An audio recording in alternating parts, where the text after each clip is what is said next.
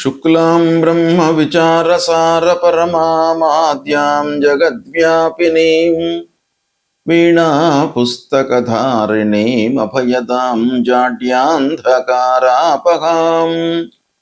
హస్తే స్ఫాటికమాలికాం విదదతీం పద్మాసనే సంస్థితాం వందే తాం పరమేశ్వరీం భగవతీం బుద్ధిప్రదాం శారదాం.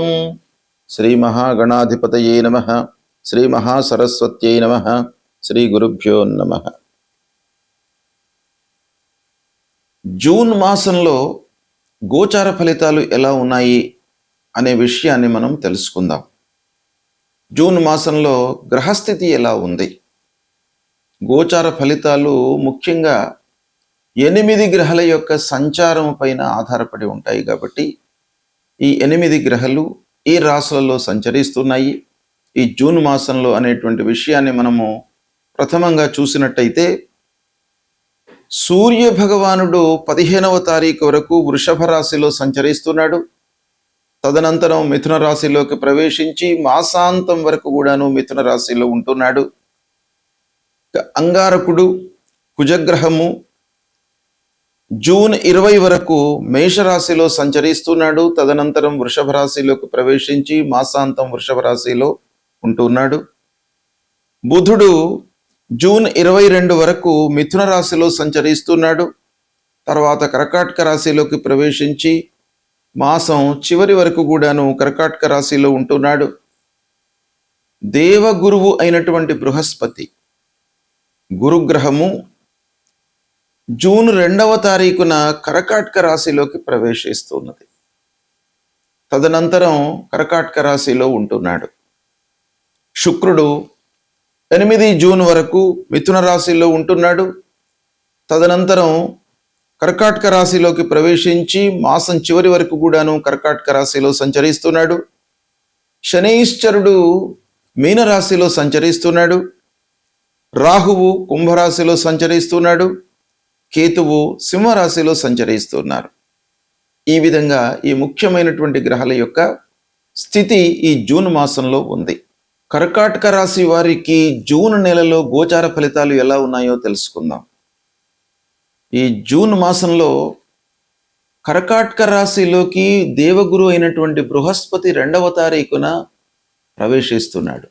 అంటే ఉచ్చ స్థానంలోకి ప్రవేశిస్తున్నాడు. కర్కాటక రాశికి జన్మస్థానం అవుతుంది. జన్మస్థానంలోకి బృహస్పతి రావడము గోచార రీత్యా ప్రతికూలమే. అయితే కొన్ని కాంబినేషన్స్ మూలకంగా మనము విశ్లేషించినట్టయితే భాగ్యాధిపతి జన్మస్థానంలోకి వస్తున్నాడు. భాగ్యాధిపతి ఉచ్చ స్థానంలోకి వస్తున్నాడు. ఇది చాలా అనుకూలమైనటువంటి కాంబినేషన్గా మనము గుర్తించాలి. అయితే జూన్ 2వ తారీఖు నుండి జన్మరాశిలోకి రావడము గోచార రీత్యా ప్రతికూలమే అయినప్పటికీ కొన్ని శుభ ఫలితాలను ఇచ్చే అవకాశం బాగా ఉంది. మీకు సమాజంలో గౌరవము, పేరు, ప్రతిష్టలు పెరిగేటువంటి అవకాశము ఉంది. మీ పనితనానికి గుర్తింపు లభించే అవకాశం బాగా కనబడుతుంది. ఉద్యోగం లోపల ఎదుగుదల కూడాను ఉంటుంది. ఇకపోతే కుజుడు ముఖ్యంగా కర్కాటక రాశి వారికి 20 తర్వాత ఏకాదశ స్థానంలోకి వస్తున్నాడు. అంటే జూన్ 20 కంటే ముందు దశమ స్థానంలో ఉన్నాడు. దశమ స్థానంలో స్వక్షేత్రంలో అంగారకుడు ఉండడము మనం చేసేటువంటి పనులపైన కొంత ఎఫెక్ట్ ఇస్తాడు. అయితే 20 తర్వాత మనకు ఏకాదశ స్థానంలోకి వస్తున్నాడు కనుక లాభస్థానం ఆదాయాన్ని పెంచుతాడు. ఆదాయ మార్గాలను మనకు చూపిస్తాడు.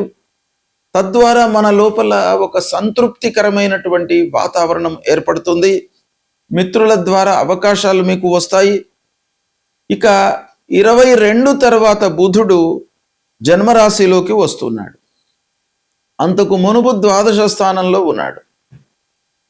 జన్మరాశిలోకి రావడం మూలకంగా మనము సమయస్ఫూర్తితో నిర్ణయాలు తీసుకునే అవకాశం బాగా ఉంది. మనను ఆలోచింపజేస్తాడు బుధుడు.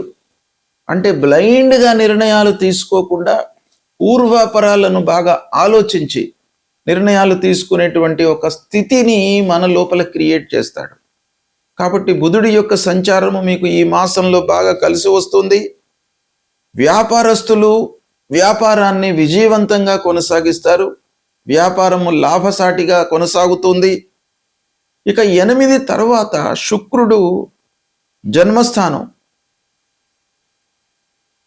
దానికంటే ముందు ద్వాదశ స్థానం, ఈ 2 స్థానాలు కూడాను శుక్రుడు శుభ ఫలితాలను ఇచ్చేటువంటి స్థానాలు. కాబట్టి శుక్రుడి యొక్క సంచారం మీకు బాగా ఉంది, అనుకూలంగా ఉంది. తద్వారా ఏమవుతుంది, మీరు చేసేటువంటి పనులను నలుగురు ఫాలో అవుతారు. అంటే మీ పని లోపల పనితనాన్ని వాళ్ళు గుర్తిస్తారు, మీ పనికి ఆకర్షితులు అవుతారు. తద్వారా మీకు బాగా గుర్తింపు లభిస్తుంది సమాజంలో. భార్యాభర్తల మధ్యన సౌఖ్యము, సుఖము, అన్యోన్యత ఏర్పడుతుంది ఈ సమయంలో. వివాహ యత్నాలు ఫలించేటువంటి అవకాశము ఉంది. సంతానం కొరకు కూడాను శుభ సమయము. ఈ మాసంలో కన్సీవ్ అయ్యేటువంటి అవకాశాలు ఉన్నాయి. గర్భధారణకు ఎప్పటి నుంచో ప్రయత్నం, ప్లానింగ్ చేస్తున్నటువంటి వాళ్లకు ఈ సమయము బాగా కలిసి వస్తుంది. శుభవార్త వింటారు. అయితే కర్కాటక రాశి వారికి అష్టమ స్థానంలో రాహువు ఉన్నాడు. ఈ అష్టమ స్థానంలో రాహు మూలకంగా కొన్ని ఇబ్బందులు తప్పవు. దాన్ని రెక్టిఫై చేసుకోవడానికై మనం అనవసరమైనటువంటి ఆలోచనలను మన మదిలోకి రాకుండా చూసుకోవాలి. అంటే అష్టమ స్థానంలో ఉన్నటువంటి రాహు యొక్క ప్రధానమైనటువంటి భూమిక ఏంటంటే మానసికమైనటువంటి ఆందోళనలను, భయాలను ఇలాంటివి కల్పించే అవకాశం ఉంది. చిన్న చిన్న ఆరోగ్య సమస్యలను కూడాను కల్పిస్తాడు. ఆకస్మికమైనటువంటి అప్పులు, అంతకు ముందు మనం తీసుకున్న వాళ్ళ మూలకంగా ఇబ్బందులు. కాబట్టి మీరు జాగ్రత్తగా ఉండాలి. ఇకపోతే కేతువు ధనస్థానంలో ఉన్నాడు. ఇది గోచార రీత్యా ప్రతికూలమే కనుక కుటుంబం లోపల కొంత గ్యాప్ ఏర్పడేటువంటి అవకాశాలు ఉంటాయి. కనుక మాట్లాడేటప్పుడు చాలా జాగ్రత్తగా మాట్లాడాలి. మాట అనేది ఒకసారి తప్పు దొర్లినట్టయితే దాని పర్యవసానం వేరే విధంగా ఉంటుంది. దాన్ని మళ్ళీ మనం రెక్టిఫై చేసుకోవడానికి చాలా ఇబ్బంది పడవలసినటువంటి స్థితి ఏర్పడుతుంది. కనుక ముందే కేతువు ధనస్థానంలో, 2వ స్థానంలో, కుటుంబ స్థానంలో సంచరిస్తున్న సమయం లోపల మన మాటను చాలా జాగ్రత్తగా వినియోగించాలి. శని భాగ్యస్థానంలో ఉన్నాడు కనుక కష్టపడితే ఫలితాన్ని ఇస్తాడు, ఊరికే ఇవ్వడు. భాగ్యస్థానంలో శని ఉన్నట్టయితే అష్టమాధిపతి, సప్తమాధిపతి కూడాను అయ్యి భాగ్యస్థానంలో ఉన్నాడు.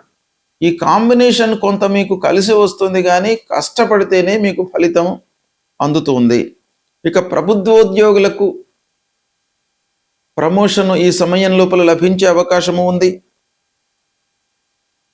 రెస్టారెంట్స్, హోటల్స్ రన్ చేస్తున్నటువంటి వాళ్లకు, ఫుడ్ వ్యాపారస్తులకు, ధాన్యాలు, బియ్యము, పప్పులు ఇలాంటి నిత్యావసర వస్తువులు అమ్ముతున్నటువంటి వాళ్లకు, ఇలాంటి వ్యాపారాలలో ఉన్నటువంటి వాళ్లకు ఈ సమయం బాగా కలిసి వస్తుంది. రియల్ ఎస్టేట్ రంగంలో ఉన్నటువంటి వాళ్లకు అభివృద్ధి కనబడుతుంది మాసాంతం లోపల. ఇక విద్యార్థులు, ముఖ్యంగా టెక్నికల్ ఎడ్యుకేషన్లో ఉన్నటువంటి వాళ్ళకంటే కూడాను మెడిసిన్ వైపుకు ఉన్నటువంటి వాళ్లకు ఈ మాసం బాగా కలిసి వస్తుంది. ఉత్తమమైనటువంటి స్థితి లోపల నిలుస్తారు. విదేశీ విద్య కొరకై, ఉన్నత విద్య కొరకై ప్రయత్నాలు చేస్తున్నటువంటి వాళ్లకు కలిసి వస్తుంది. గ్రీన్ కార్డు కొరకై ప్రయత్నాలు చేస్తున్నటువంటి వాళ్ళు, విదేశంలో ఉంటున్నటువంటి వాళ్లకు కూడాను ఈ నెల కొంత అవకాశాన్ని ఇస్తుంది. సత్ఫలితాలు కలుగుతాయి. విదేశంలో స్థిర నివాసం కొరకై ప్రయత్నాలు చేస్తున్నటువంటి వాళ్ళకు కూడాను బాగా అనుకూలమైనటువంటి వాతావరణం గోచరిస్తుంది. కుటుంబంతో విదేశీ ప్రయాణాలు చేసే అవకాశం కూడాను ఉంది. ఇక గృహం లోపల, ఇంటి లోపల కావలసినటువంటి వస్తువులను కొనుగోలు చేస్తారు. వాహన యోగం కూడాను కనబడుతుంది. ఈ విధంగా ఓవరాల్గా మనం కర్కాటక రాశి విషయం చూసినట్టయితే ఉన్నటువంటి గ్రహస్థితి మూలకంగా బాగా కలిసి వచ్చే అవకాశాలు ఉన్నాయి. మీకు దాదాపు 80% ఈ మాసంలో శుభ ఫలితాలు గోచరిస్తున్నాయి. సద్వినియోగపరచుకోండి. ఈ సంవత్సరము ఉగాది నుండి జూలై 10వ తారీఖు వరకు, అంటే 10/7/2026 వరకు కాలసర్ప యోగము ఉంది. కాలసర్ప యోగము అనంటే రాహువు కేతువుల మధ్యన మిగతా గ్రహాలన్నీ కూడాను ఉండడం అన్నమాట. ఈ కాలసర్ప యోగము ప్రపంచవ్యాప్తంగా చాలా ఇబ్బందులను కలిగిస్తుంది. మన దేశీయంగా ఆలోచించినట్టయితే ఇరుగు పొరుగు దేశాలతో, అంటే మన భారతదేశానికి నైబర్ కంట్రీస్ అన్నమాట, బంగ్లాదేశ్ కానివ్వండి, పాకిస్తాన్ కానివ్వండి, ఇలాంటివి ఇరుగు పొరుగు దేశాలతో సత్సంబంధాలు లేకపోవడము, వాళ్లతో గొడవలు, కలహాలు ఇలాంటివి జరగడానికి అవకాశాలు బాగా ఉంటాయి. ఆ ఇరుగు పొరుగు దేశాల యొక్క అధినేతలతో కూడాను మనకు అభిప్రాయ భేదాలు వస్తాయి.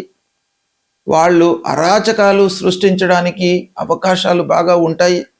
యుద్ధ వాతావరణము నెలకొంటుంది. ప్రజల లోపల ఒక భయానకమైనటువంటి వాతావరణం ఏర్పడుతుంది. జన నష్టము జరిగే అవకాశాలు ఉంటాయి. పంటలకు హాని, తదనుగుణంగా ఆర్థికపరమైనటువంటి ఇబ్బందులు, ప్రపంచవ్యాప్తంగా యుద్ధాలు, ఆ యుద్ధాల యొక్క పర్యవసానం మూలకంగా ప్రపంచమే కాకుండా మన దేశీయంగా కూడాను ఆర్థికపరమైనటువంటి ఇబ్బందులు ఈ కాలసర్పయోగం మూలకంగా సంభవించే అవకాశాలు ఉన్నాయి. దీన్ని అందరూ కూడాను దృష్టిలో పెట్టుకొని మన లెవెల్లో మనము ఏ విధంగా దీన్ని కంట్రోల్ చేసుకోవాలి. ప్రపంచంలో జరుగుతున్న అన్ని సంఘటనలకు మనము వాటిని రెక్టిఫై చేసుకోవడం అనేది మన స్థితి, మన చేతిలో లేదు కనుక మనము ఇలాంటి పరిస్థితులను ఎలా అధిగమించాలి అనే విషయాన్ని మన లెవెల్లో మనం ఆలోచించుకొని దానికి అనుగుణంగా ఉండడము మనము అలవర్చుకోవాలి. అయితే ఈ సమయంలో కాలసర్పయోగం మూలకంగా ఇబ్బందులు కలుగుతాయి కనుక మనము భగవంతుణ్ణి ఆరాధించడము, నిత్యం కూడాను శివార్చన చేయడము, శివుడికి అభిషేకం చేయడము, శ్రీమన్నారాయణుణ్ణి కొలవడము, ఇలాంటివి చేసినట్టయితే మనకు కొన్ని ఇబ్బందులు కలగకుండా, మన వైపుకు రాకుండా ఉండడానికి అవకాశాలు ఉంటాయి. దీన్ని మీరు సద్వినియోగం చేసుకోండి.